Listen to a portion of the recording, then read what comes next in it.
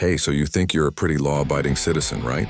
You don't steal, you don't speed. Well, maybe not too much. But what if I told you that you might be breaking the law and, according to the Bible, even sinning without even realizing it?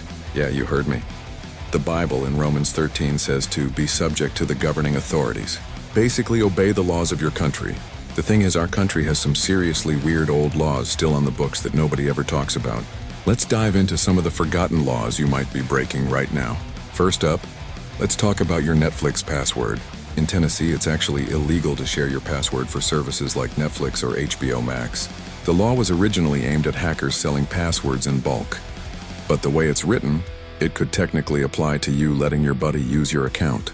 So next time you give out your login, just remember, you might be a Tennessee outlaw. Okay, how about this one? In Gainesville, Georgia, it is illegal to eat fried chicken with a fork. I am not making this up.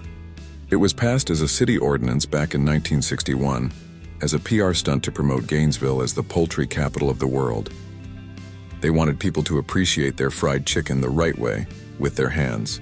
While it's mostly a joke now, a tourist was famously arrested for it in 2009, so put down the silverware in Gainesville, or you might ruffle some feathers. Here's another one for all you card players out there. In Alabama, it's a misdemeanor to play with a deck of cards on a Sunday. Yep. That friendly game of poker or even go fish with your family after church could technically land you in hot water. This is a classic blue law, designed to enforce religious standards on a Sunday. While it's almost never enforced, the law is still there. And it gets weirder. In Nevada, it's illegal to drive a camel on the highway. Now I know what you're thinking.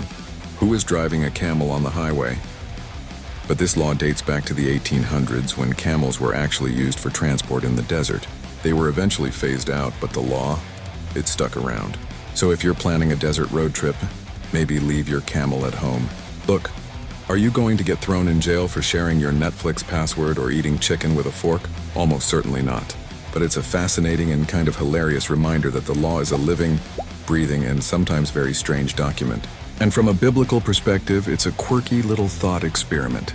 If we're called to obey the law, does that include the one about not letting a donkey sleep in your bathtub in Arizona?